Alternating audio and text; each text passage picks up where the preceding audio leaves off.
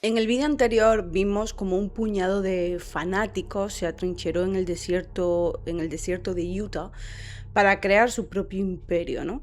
Y como un contable frío y calculador llamado Rulon Jeff convirtió un pueblo entero en una teocracia donde las mujeres eran mercancía y los hombres peones prescindibles. Pero en septiembre de 2002, el corazón de Rulon Jeff dejó de latir a los 93 años. Y si pensabas que el tío Rulon, como lo llamaban, era lo peor que podía pasarle a esta comunidad, te equivocas.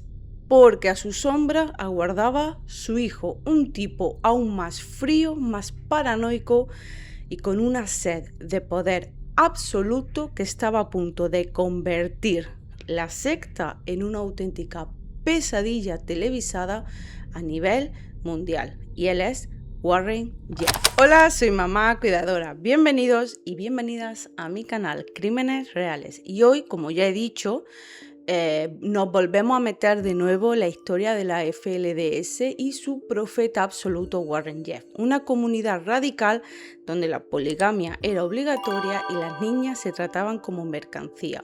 Prepárate, porque si en el vídeo de hace 2 semanas, que sería la primera parte, te pareció interesante, espero, a la par que repugnante, el de hoy se viene fuerte. Así que siéntate con tu bebida favorita para que te tragues la indignación o el asco más fácilmente, o ponte tus auriculares mientras haces tareas o deporte. Y antes de seguir, quiero decir 2 cositas. La primera es que si no me seguís por Instagram o TikTok, os lo recomiendo porque ahí pongo cositas que pues por YouTube no las pongo, pues porque tampoco tendría mucho sentido, ¿no? Por ejemplo, ahora estoy haciendo vídeos cada 2 semanas porque como no tengo suficiente en mi vida, resulta que he dicho, voy a pintar y a redecorar toda mi casa, que desde que nos mudamos no habíamos hecho nada excepto comprar muebles y montarlos. Así que estoy en ello y seguramente empezaré a mostrar el antes y el después, también cositas de Loki y tal, aunque de vez en cuando en la parte de short de YouTube sí que pongo cositas, pero bueno, sobre todo en las otras redes sociales, que las estaré poniendo por aquí, pero también las tenéis en la cajita de abajo, los enlaces directos y tal, así que si queréis seguirme, es que, o sea, casi no tengo seguidores, pero bueno, yo aún así pongo cositas. Y lo siguiente que quiero decir es que por fin lo tengo. Por fin lo tengo. ¿Os acordáis el vídeo que hice del Golden State Killer? Que me basé sobre todo en Michelle McNamara, que fue la periodista que gracias a ella, ¿no? En parte se descubrió quién fue y hizo que toda esa investigación no muriera, pues por fin lo tengo. No he podido conseguirlo en español, era casi imposible, costaba muchísimo dinero, de segunda mano además. El único que encontré estaba en Estados Unidos y era como, al final me lo compré en inglés. Puedo, o sea, sé leer en inglés, así que no tengo mayor problema, pero súper interesante porque además trae fotos del tema de la investigación. Os quiero enseñar una hojita, a ver si la encuentro. O sea, me parece increíble, ¿no? Todo el tema, como estas cartas manuscritas. Yo no sé si se ve. En fin, me parece increíble. Quiero tener un ratito, ¿vale? Esto es parte de la investigación. O sea, me parece increíble y tengo muchas ganas de leerlo. Y seguramente pondré cositas en las otras redes sociales. Así que si no sabéis quién es el Golden State Killer, lo pondré por aquí. No sé si podré, si no lo dejaré enlazado en comentarios. Y si no, podéis ir a mi canal y es el vídeo que pone el Golden State Killer, ¿vale? Y tal, si no sabéis quién es, muy interesante la historia, evidentemente muy lastimosa porque hay víctimas y siempre que hay víctimas pues es una pena, ¿no? Pero bueno, simplemente quería deciros esas 2 cositas y nada, que o sea, tengo muchísimas ganas de leerlo. El problema es que no tengo mucho tiempo, pero bueno. Y nada, como he dicho, recuerda que en la descripción te dejo mis otras redes sociales, mi email por si queréis escribirme y más información del caso por si queréis profundizar. Más todo lo que he dicho que iba a dejar. Y no te olvides de dejarme tus 3 corazones negros. Con ese pequeño gesto yo sé que tú estás ahí. desde el otro lado de la historia donde casi nadie quiere mirar. Y ahora sí, empezamos.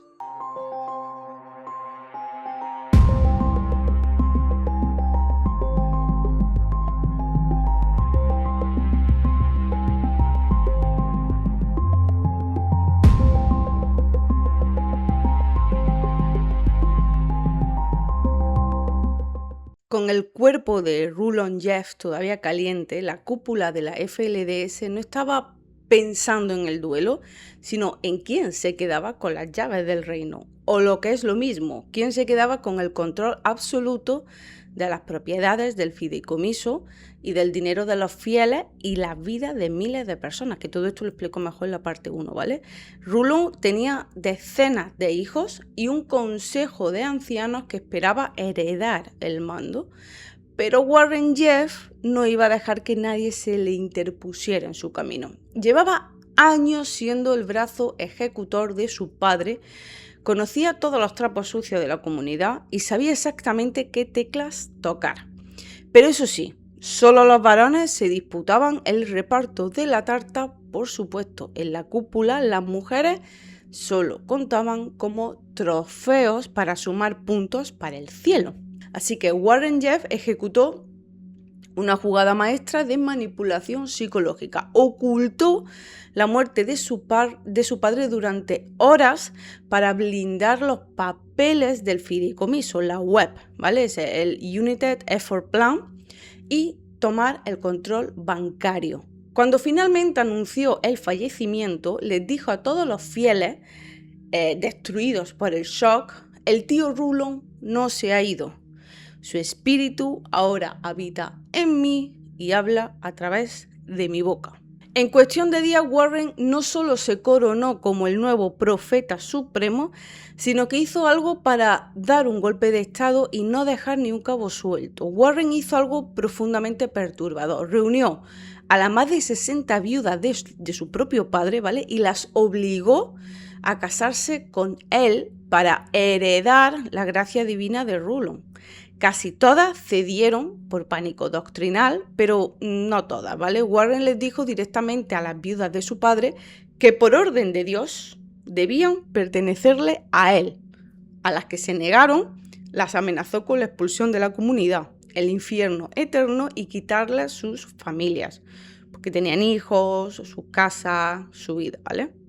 Una de ellas, de la que ya te hablé también en el vídeo anterior, Rebecca, que fue Rebecca Musser, ¿vale? Rebecca, os recuerdo que se casó, o más bien la casaron con Rulon a los 19 años. En este momento, ¿vale? Cuando Warren subió al poder tenía 26 años y se negó en rotundo a convertirse en la esposa de su hijastro, ¿no? Hijastro mayor que ella también. Saltó la valla de la propiedad en mitad de la noche y huyó para siempre. Años después, esa misma mujer a la que Warren intentó someter se convertiría en su peor pesadilla al testificar en su contra. Pero de eso hablaré más adelante, porque su papel fue crucial. Fue la primera mujer de la cúpula en romper el silencio. Su testimonio judicial posterior fue la pieza clave que utilizó el estado de Texas para derribar a Warren Jeff. En la doctrina fundamentalista, acumular esposas del antiguo líder era la forma definitiva de heredar su autoridad divina. De nuevo, mujeres como objetos, ¿vale? Parece ser que se le olvidó que, según sus propias normas, al quitarle las mujeres a su padre, lo dejaba compuesto y sin cielo en el más allá. Recordemos, las mujeres eran la llave para el cielo.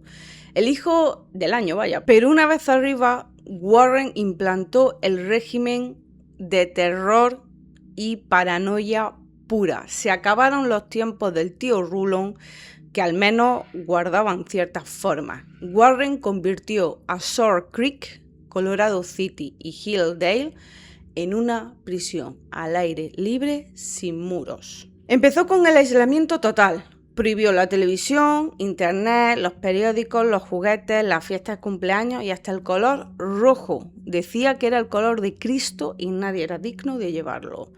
el vestuario de culto, obligó a todas las mujeres y niñas a vestir los icónicos trajes de estilo victoriano, cubiertas desde el cuello hasta los tobillos con peinados altos. La idea era borrar, ¿no?, cualquier rastro de individualidad.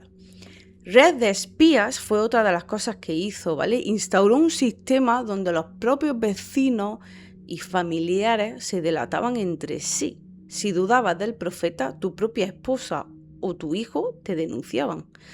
Mira, llegado a este punto, yo quiero hacer una pausa porque con todo lo que hizo Warren Jeffs a la vez, es facilísimo abrumarse y perderse con tanto dato, tanto asco, porque es todo mezclado, ¿no? Cometió tantas atrocidades en tan poco tiempo que si os contara esto día por día, este vídeo sería, primero, larguísimo y segundo, un caos incomprensible, ¿no? Así que, para que no os volváis locos y entendáis perfectamente la magnitud de lo que pasó, que a mí no se me olvide ningún dato, también para facilitarme a mí hablar de esto, ¿no? No vamos a ir, como ya he dicho, fecha por fecha, ¿no? Vamos a destripar esto analizando los verdaderos pilares de su dictadura, ¿no? El sistema maquiavélico que diseñó para controlar cada aspecto de la vida, del cuerpo y de la mente de sus seguidores, ¿vale? Vamos a empezar por The Lost Boys, o los chicos, niños perdidos.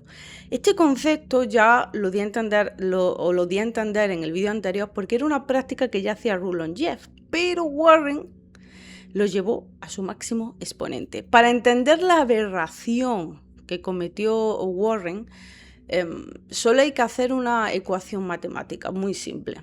Si la doctrina exige que un hombre adulto tenga que casarse con 3, 5 o 15 o 60 como Rulon, ¿no?, 60 mujeres para ganarse el cielo, las cuentas no salen. En una población normal nacen casi más o menos la misma cantidad de niños que de niñas. ¿De dónde sacas tantas mujeres para los ancianos de la cúpula? Fácil, te deshaces de la competencia. Warren empezó lo que se conoce como la purga de los boys a partir de los 13 o 14 años, ¿vale? Los adolescentes varones se convirtieron en una amenaza directa para el harén del profeta y de sus ancianos afines. La solución de Warren: excomulgar a cientos de chicos por las excusas más ridículas y absurdas y a veces hasta inventadas que os podéis imaginar, ¿no? Desde escuchar música pop o rock en secreto, llevar pantalones vaqueros, que a mí me extraña, porque dentro de la secta sería raro que lo hicieran, pero es lo que decían, ¿no? También hablar a solas con una chica de su edad, o simplemente por mirar mal o mostrar un mínimo de gesto de rebeldía hacia la autoridad del profeta, o directamente, o sea, se lo inventaban, ¿no? Lo que fuera por echarlos, ¿no? Con una llamada de teléfono o un anuncio en el templo, Warren declaraba que Dios había desechado a ese niño, ¿no? Sus propios padres, totalmente carcomidos por la manipulación sectaria, los echaban a la calle, entre lágrimas, pero sin rechistar. A mí esto como madre me toca un poquito, pero bueno, lo hablaré al final. Literalmente los metían en una camioneta, los conducían hasta la frontera de la comunidad en pleno desierto, los bajaban del coche con una bolsa de basura con 4 trapos y los dejaban tirados en la carretera. Chicos de 15 años, sin educación reglada, sin haber visto jamás una televisión, sin saber cómo funciona el mundo real fuera de la secta, sin un solo dólar en el bolsillo y con un trauma psicológico de creer que su propia familia los había repudiado y querían el infierno. Se calcula que más de 1000 jóvenes, ¿vale?, terminaron deambulando por las calles de Utah y Arizona, cayendo en la adicción, en el desamparo total o en finales mucho más tristes, ¿vale? Y es que tanto Rulon como Warren utilizaban a estos chicos primero como esclavos laborales, ¿no?, para financiar la secta, ¿no? Porque las empresas de la secta, de la FLDS, poseían empresas de construcción, carpintería y manufactura, ¿no?, como por ejemplo la Webster Precision Fastener o varias constructoras de Utah y Arizona, dirigidas por miembros fieles de la cúpula. Mano de obra infantil, ¿no? A los chicos los sacaban de la escuela, o bueno, a la escuela que iban ellos, ¿no?, de la secta, con 12 o 13 años, y los ponían a trabajar en la obra de construcción durante jornadas agotadoras de 12 a 14 horas al día, 6 o 7 días a la semana, ¿vale? O sea, y no veían ni $1, cero en sueldos, ¿vale? Se lo ahorraban. Las empresas le pagaban directamente a la iglesia, al fideicomiso de la web, en concepto de diezmo o de donación a la obra de Dios. Y cuando estos chavales ya no servían o protestaban o querían volver a sus casas con sus familias, porque todo esto pasaba lejos, ¿no?, se los llevaban lejos de sus familias, fuera. Si un chico se quejaba del cansancio, ya te digo, de pedir algo de dinero, de poner pegas, de querer volver con su familia, eran chicos muy pequeños, ¿vale? La cúpula lo consideraba rebelde, la excusa perfecta, aparte de todas las que he dicho antes, y una vez que le habían sacado todo el jugo como mano de obra gratuita durante años, los expulsaban. Con Rulon Jeff, como he dicho antes, también ocurría, pero era una forma un poco más discreta, paulatina. Se expulsaban a jóvenes ya mayores de 18 a 22 años, o incluso a las familias enteras, ¿no?, cuando se disputaban el liderazgo, rompían reglas graves, ¿no? Y había como una aparente disciplina, ¿no? Pero Rulon aún, por lo menos, intentaba mantener cierta imagen pública, ¿no? Con Warren Jeff fue una masacre masiva de adolescentes. Warren bajó radicalmente la edad de expulsión y aumentó exponencialmente la cantidad de chicos echados a la calle. Empezó a expulsar a niños de tan solo 13, ya he dicho, 13, 14, 15 años, ¿vale? A partir de 13 años hacia adelante, y además no lo hacía uno por uno, de forma aislada, no, por lotes. Organizaba reuniones en el templo y en una sola sesión excomulgaba de 20 a 30 jóvenes de golpe, ¿no? Expulsó un volumen infinitamente mayor de chicos que su padre, evidentemente, ¿no? Porque Warren tenía una paranoia constante con el control. O sea, lo usaba de maniobra infantil, lo alejaba de su casa, de su familia, y cuando ya no les servía, cualquier excusa era buena, y ala, a tomar viento. Expulsado y abandonado a su suerte. Porque claro, no os penséis, cuando digo esto, en un chaval de 15 años de ahora, ¿no?, o de hace incluso unos poquitos años, ¿no? Porque, como digo, estos chicos vivían aislados del mundo, ¿vale? O sea, no tenían concepto de la sociedad fuera de la secta, no tenían información. Para mí esos chavales tendría que ser terrorífico. Yo digo, muchos terminaron en drogas y en problemas muchísimo más graves, ¿no? Pero claro, mientras las carreteras del desierto se llenaban de adolescentes abandonados a su suerte, el inventario de mujeres jóvenes de la secta quedaba libre y despejado para que Warren y sus ancianos VIP se las repartieran como si fueran bienes inmuebles. Pero bueno, mientras todo esto pasaba, ¿no?, dentro de las paredes de Short Creek se cocinaba algo mucho más tenebroso, ¿vale? Si a los chicos los desechaban como basura, a las niñas las trataban literalmente como mercancías de cambio para premiar la lealtad de los hombres adultos de la cúpula. Y sí, es tan asqueroso como suena. Para que este sistema monstruoso funcionara sin rebeliones, la secta aplicaba un lavado de cerebro brutal bajo un lema que seguro que os suena: Keep sweet, sé dulce o manténlo dulce, ¿no? Desde que empezaban a hablar, a las niñas se les enseñaba que su único propósito en la tierra era ser dóciles, serviciales y transparentes. Ser dulce no significaba significaba no quejarse jamás, no mostrar enfado, no cuestionar a las figuras masculinas y, sobre todo, suprimir cualquier pensamiento o deseo propio. Si un hombre te ordenaba algo, la respuesta debía ser una sonrisa y obediencia ciega. Cualquier atisbo de carácter o rebeldía se castigaba primero con el infierno y luego ya con otros métodos. Y aquí es donde la barbarie de Warren Jeff alcanzó niveles dantescos. Hasta ese momento las bodas solían acordarse con mujeres jóvenes, pero Warren empezó a bajar la edad de forma sistemática y descarada. Niñas de 12, 13, 14 y 15 años eran notificadas de un día para otro, sin previo aviso, sin haber cruzado una palabra con el novio, ¿vale? Lo digo entre comillas, porque no iba a ser un novio, iba a ser su abusa. De que el profeta había tenido una revelación divina y debían casarse de inmediato, de un día para otro, tal cual. ¿Y con quién las casaba? Pues con ancianos de 60, de 70, de 50, o sea, de la cúpula, ¿no? Con hombres que ya tenían decenas de esposas, o muy habitualmente incluso con el propio Warren Jeffs. Warren Jeffs las reclamaba para sí mismo. El proceso era espeluznante, ¿no? Se organizaban ceremonias clandestinas en mitad de la noche, porque claro, eran niñas, y las niñas eran entregadas por sus propios padres que veían en ese sacrificio una forma de asegurar su propio estatus dentro de la iglesia, ¿no?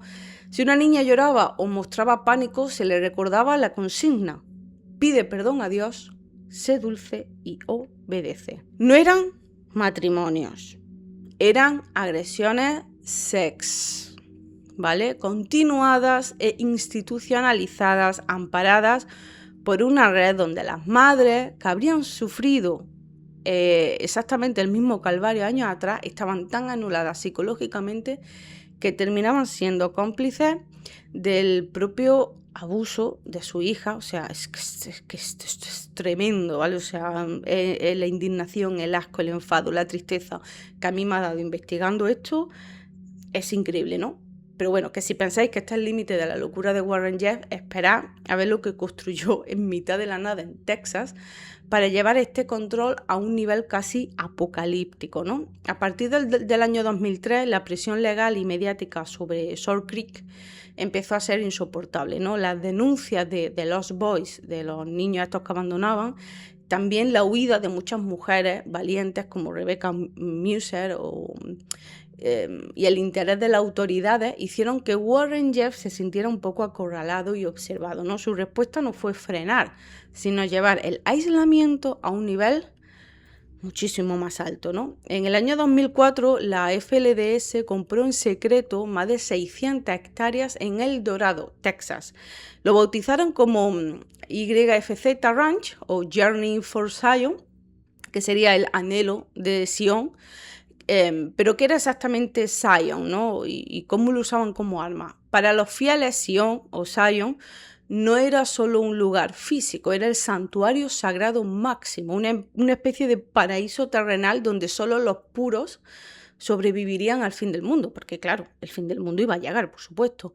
La entrada además no era gratis, los adultos tenían que dejarse la piel, entregar todo su dinero, que ya lo hacían, pero bueno, y demostrar una obediencia ciega para ganarse el derecho a pisar esa tierra. Pero fijaos en lo profundamente perverso del sistema. Si eras una niña pequeña, la entrada a Sion la tenías asegurada desde el minuto 1. ¿Por qué? Porque para Warren Jeffs y la cúpula las niñas no eran personas a las que salvar, sino recursos que asegurar. Warren utilizó el proyecto Sion o Zion, lo diré de mil maneras diferentes, porque a veces lo digo en inglés, otras veces lo digo en español, para perpetrar una de sus maniobras más crueles: separar a niñas de muy corta edad de sus propias madres. Dejó a miles de mujeres relegadas en Salt Creek, trabajando y manteniendo la comunidad, mientras trasladaba a sus hijas pequeñas a cientos de kilómetros a la fortaleza de Texas.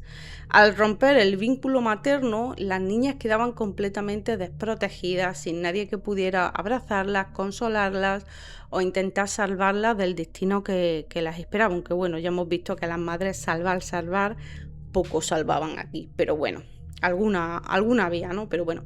Así que en cuestión de meses, usando el trabajo esclavo de los chicos, levantaron en Texas, como digo, una ciudadela fortificada con muros, guardia armados y un imponente templo de piedra blanca. Estaré poniendo fotos por aquí.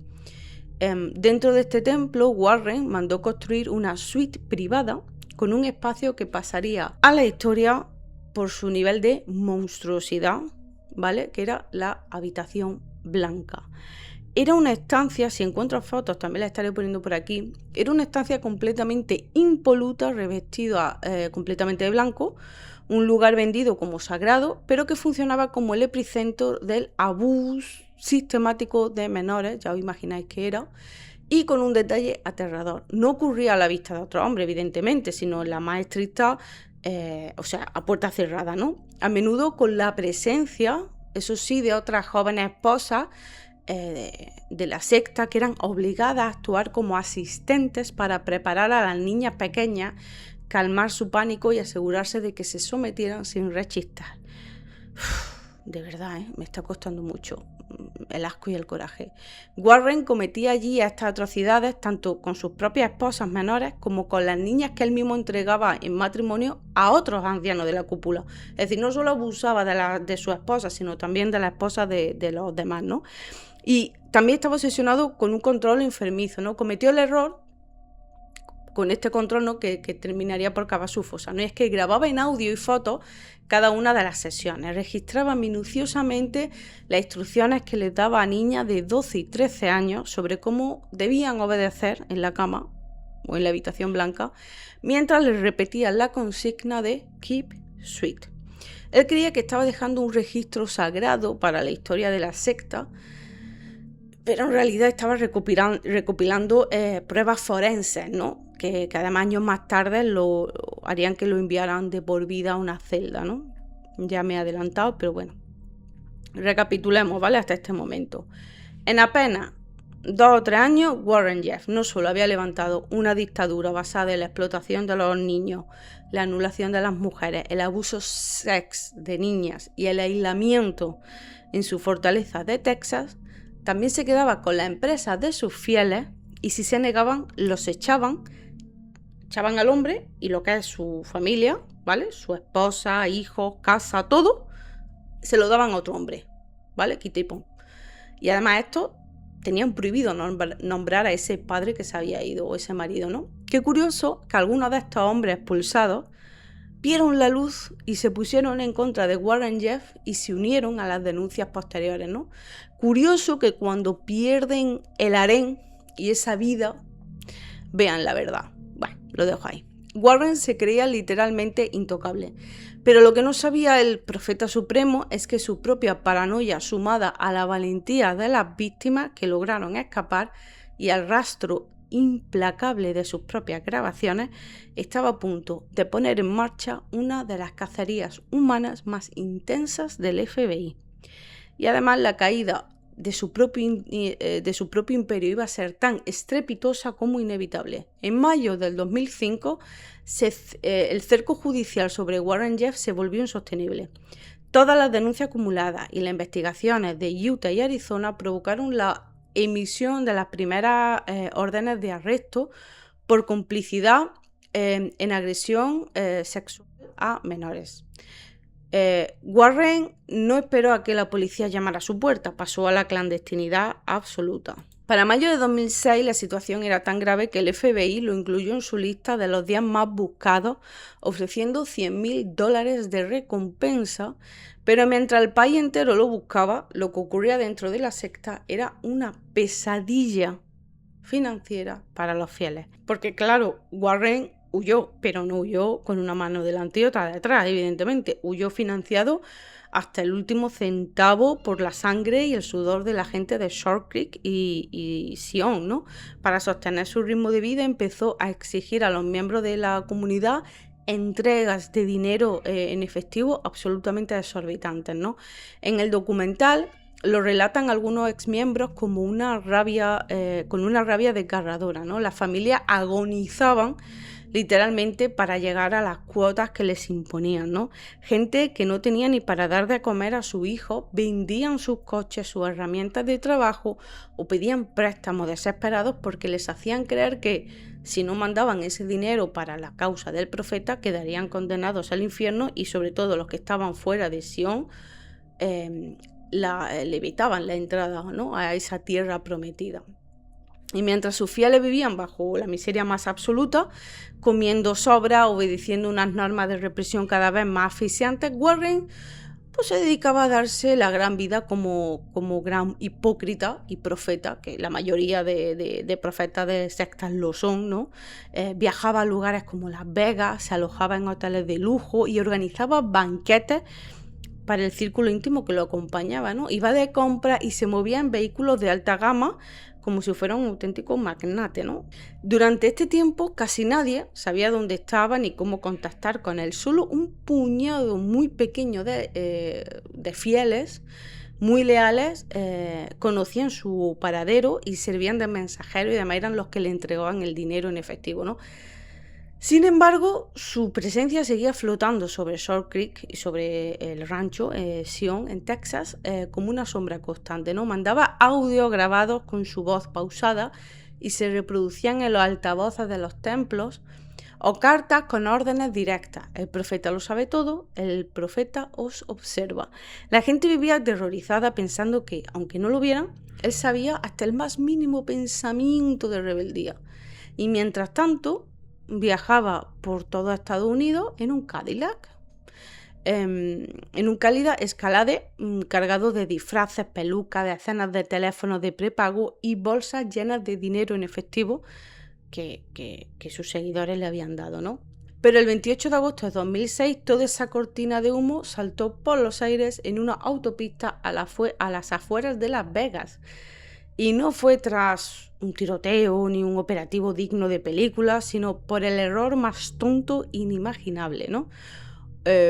Un patrullero de tráfico de Nevada le dio el alto a su Cadillac por un detalle ridículo. La matrícula no se veía bien porque llevaba un marco protector demasiado grueso.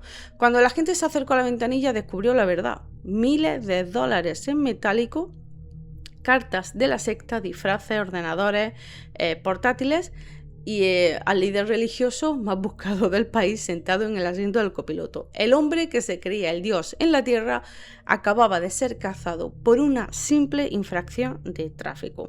Cuando la agente de policía de Nevada confirmó que el hombre que iba de copiloto era efectivamente Warren Jeff, la noticia dio la vuelta al mundo. El profeta imbatible terminaba entre rejas. Pero si las autoridades pensaban que capturar al líder iba a desmantelar la secta al instante, se equivocaban por completo. En 2007, Warren se enfrentó a su primer gran juicio en Utah.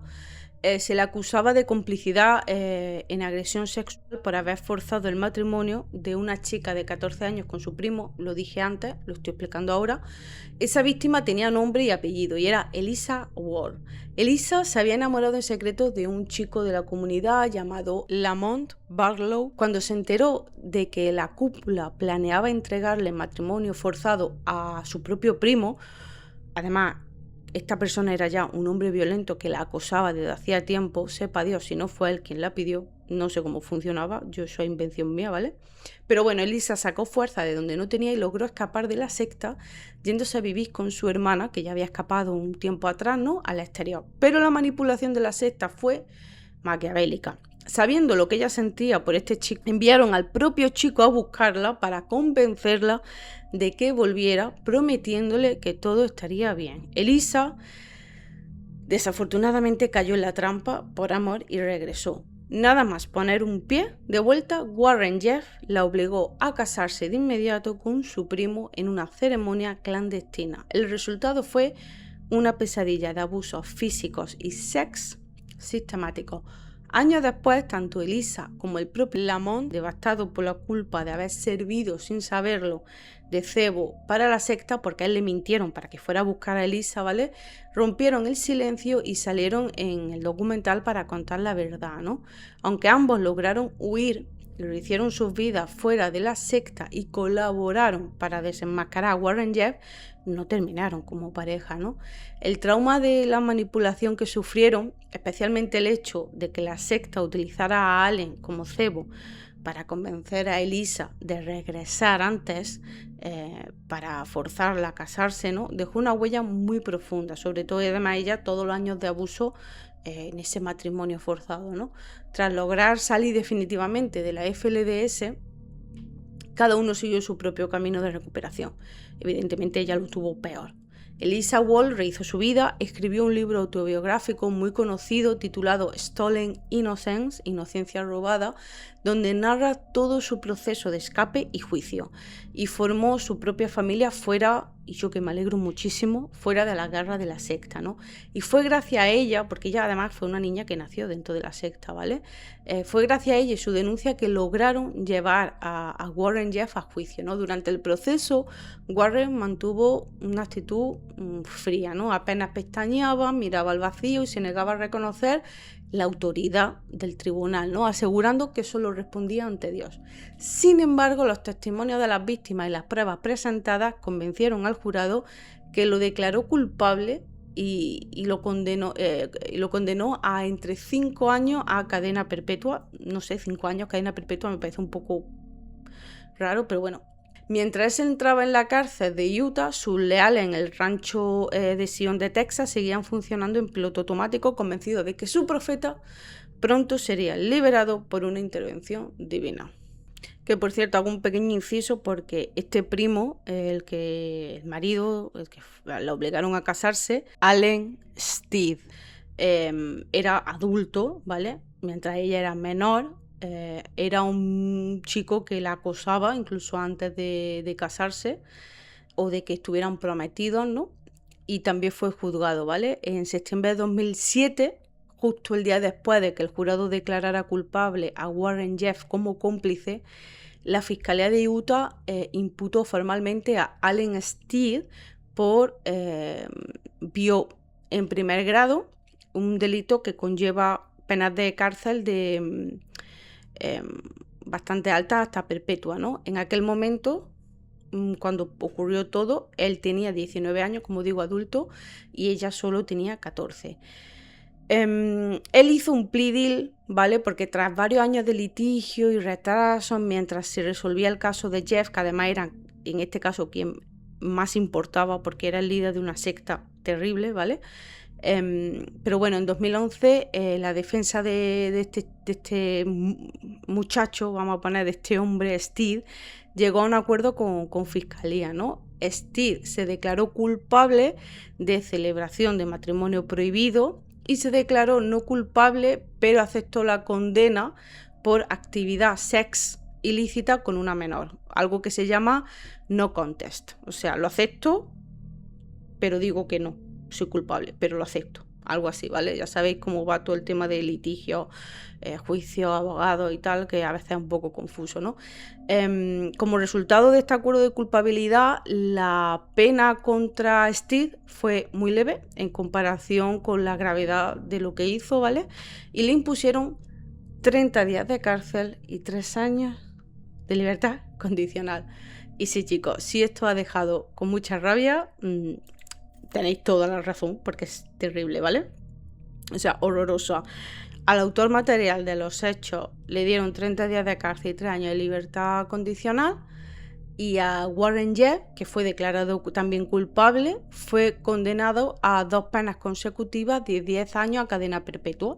O sea, el cómplice se lleva más que el que hizo los hechos. No sé, esto no llegué a entenderlo muy bien, no sé si tengo toda la información correcta, si no es así, perdonadme, pero claro, hay muchísima información sobre este tema y a veces un poco confusa y tal, ¿no? Pero parece ser que fue así. Qué asco de justicia, también te digo. No porque Warren Jeff se mereciera menos, no, se merecía más, pero es que este tipo no tendría que haber salido de la cárcel solo porque acepto que no lo hice, pero lo hice. Y con eso, pues ya está, me libro de la cárcel, básicamente, ¿no? En fin. Llegamos a abril del 2008. Warren llevaba ya más de un año entre rejas tras su detención en Nevada, ¿vale? A las afueras de Texas. De Las Vegas, perdón.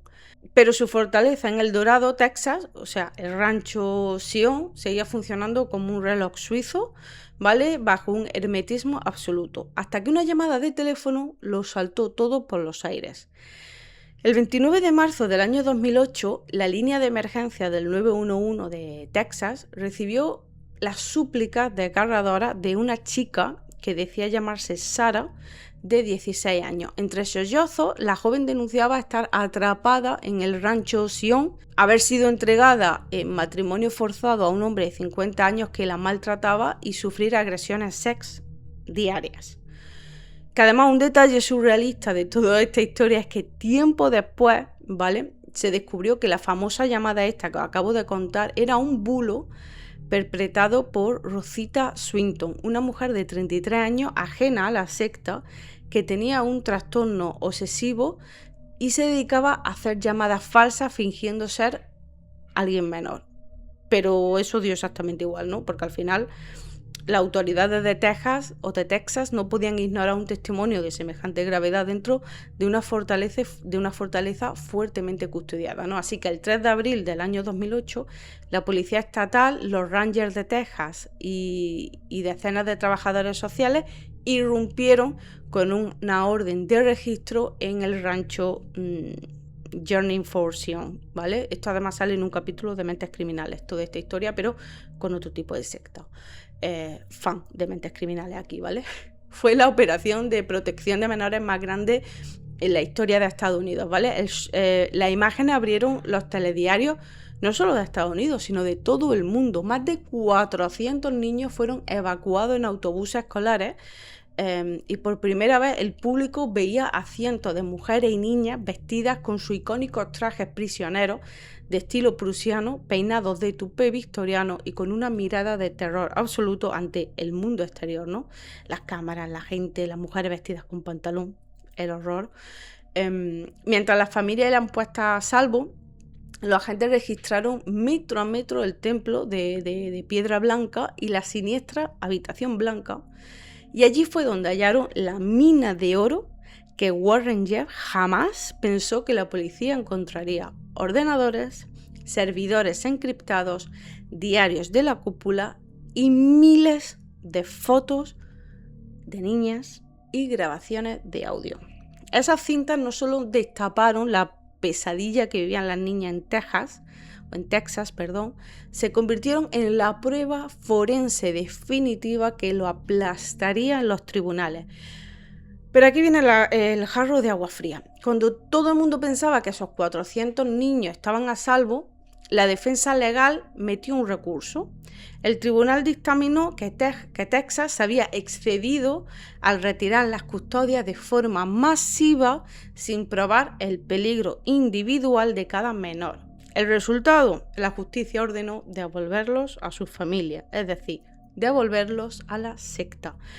Ver a esos niños volver a subirse en esos autobuses de vuelta a aquello, para mucha gente fue desolador. Sin embargo, la redada dejó una pequeña rendija, ¿no? Porque, como ya he dicho, aparte de las cintas, entre esos cientos de menores estaba el caso de una madre excomulgada a la que años atrás Warren le había arrebatado a sus 2 hijas para entregárselas a otra familia. Durante la confusión de la intervención, esta mujer movió cielo y tierra con los servicios sociales para rastrear a las niñas entre los más de 400 niños custodiados, ¿no? Logró encontrarlas y sacarlas de allí.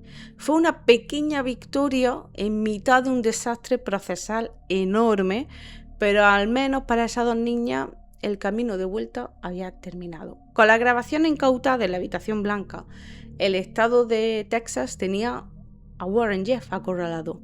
Ya no se trataba solo del testimonio de una víctima contra la palabra de un líder religioso, se trataba de su propia voz grabada cometiendo y dirigiendo los abusos a menores de entre 12 y 15 años.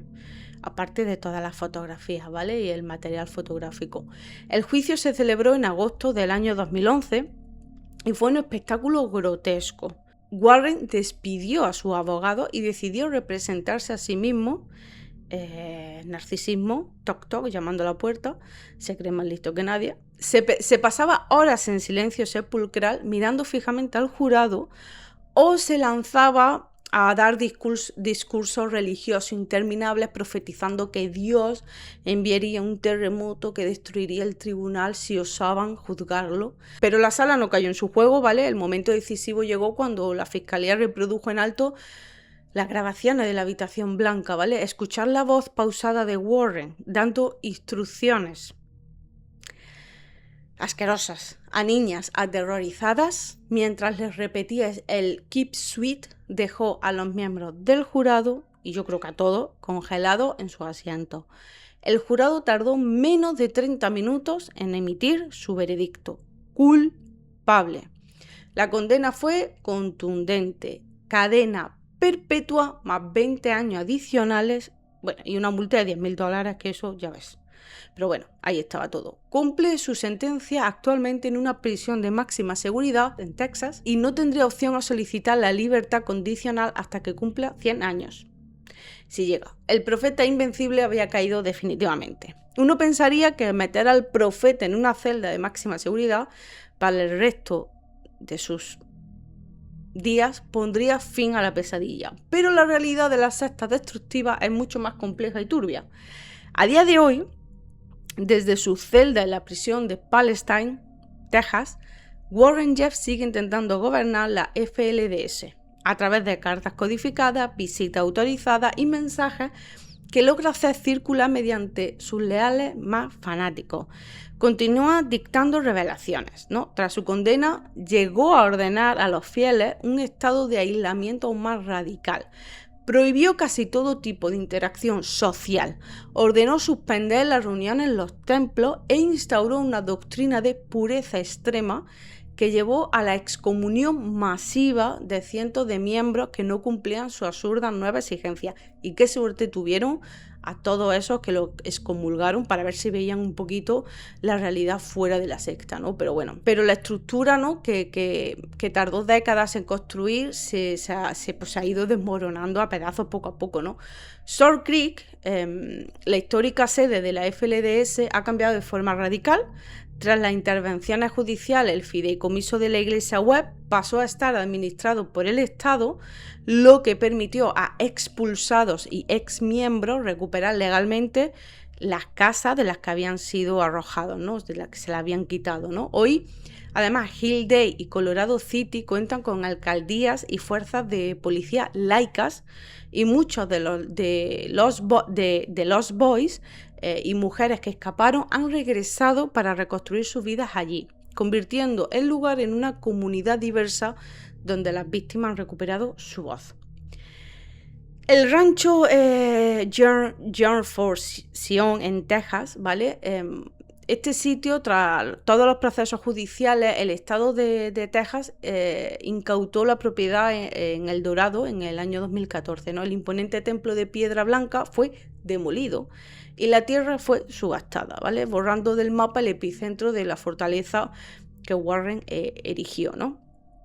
La secta en la actualidad, ¿no? Pues bueno, los miembros que quedan verdaderamente fieles a Jeff se han dispersado en pequeños grupos clandestinos, altamente herméticos y en constante movimiento entre zonas rurales de Dakota del Sur, Utah, Nevada y México, viviendo en una paranoia constante y esperando un juicio divino que evidentemente nunca va a llegar, ¿vale? Antes de cerrar todo este vídeo, quiero hacer un paréntesis para dar una opinión estrictamente personal sobre lo que he vivido yo analizando esta historia, ¿no?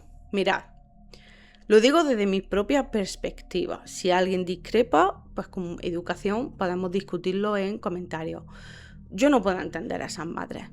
Por más que lo intente, de verdad que a mí me resulta imposible. Ellas mismas pasaron por ese sufrimiento y aún así permitieron que sus hijas pequeñas fueran entregadas a señores de 60 años sabiendo perfectamente lo que les iban a hacer. Y lo de abandonar a tus propios hijos en mitad de la nada, a chicos de entre 13 y 18 años arrojados a la calle sin dinero, sin herramientas sociales, sin tener ni idea de cómo funciona el mundo exterior, absolutamente desamparados. Para mí no hay Dios, ni religión, ni profeta que esté por encima de mis hijos jamás. Sé que desde fuera puede parecer fácil decirlo, pero ha habido padres y madres en esta misma secta y en otras que en el momento exacto en el que vieron que iban a hacerle daño a sus hijos, lo dejaron todo y huyeron. Supongo que depende de cada persona, ¿vale? Yo de verdad que no quiero criticar, porque al final para mí son víctimas, ¿no? Pero para mí es que es algo incomprensible. Mi amor por mis hijos supera a cualquier fe y mi obligación es protegerlos y garantizar su bienestar, que ese bienestar está incluso por encima de ese amor, ¿vale? Que les tengo. Gran parte de la información de este caso, además, por si queréis profundizar, son en documentales de Netflix como Sé dócil, Ora y Obedece, Y si os soy sincera, hay testimonios que a mí me indignaban y me daban asco, aparte iguales, ¿no? Hay una ex miembro en concreto que me da un poco de rabia porque la forma en la que habla parece que estuviera deseando volver, ¿no? No sé si fue expulsada o se fue por algún problema, pero transmite exactamente esa sensación, o por lo menos a mí, ¿no? O la madre de las dos niñas, las que separaron, que he contado que volvió a conseguirlas cuando sacaron a los 400 años, a los 400 niños de la fortaleza, ¿no? Cuando relata cómo se llevaron a su hija, aunque dice que sintió dolor, lo cuenta con una tranquilidad pasmosa, como si todavía no fuera consciente de la magnitud de lo que vivió. Tampoco quiero juzgarla en exceso porque cada persona procesa el trauma de forma distinta, ¿vale?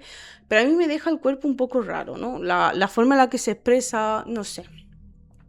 Pero es algo mío, algo personal, ¿vale?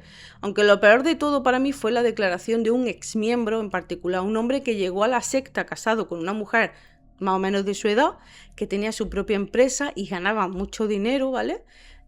La forma en la que relata lo feliz que era cuando empezó a acumular más esposas y jóvenes, que además esto con él ocurrió en la época de Rulon Jeff, ¿vale? Es simplemente, o sea, como lo relata a mí, nauseabunda, la verdad, a mí me causó mucha indignación, ¿vale?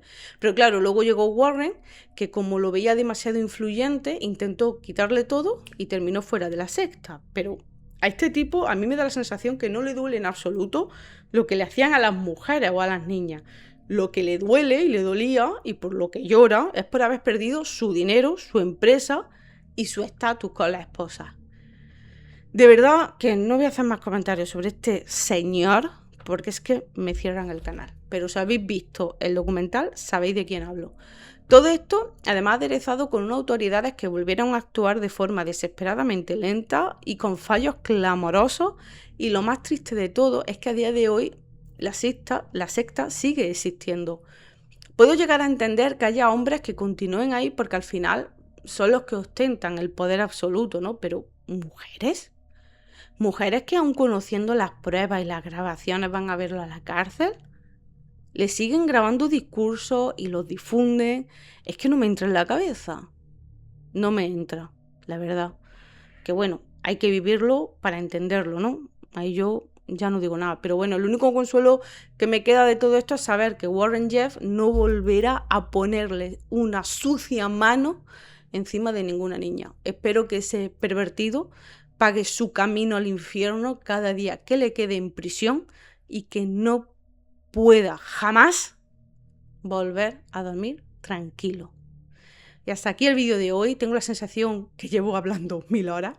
En la primera parte ya os conté algunas anécdotas y ya te digo, he estado leyendo comentarios y hay alguno por ahí que claramente no ha entendido nada y otro que directamente parece escrito por un mormón encubierto. En fin, sed muy felices, tened muchísimo cuidado con quién se os acerca y con qué intenciones lo hace.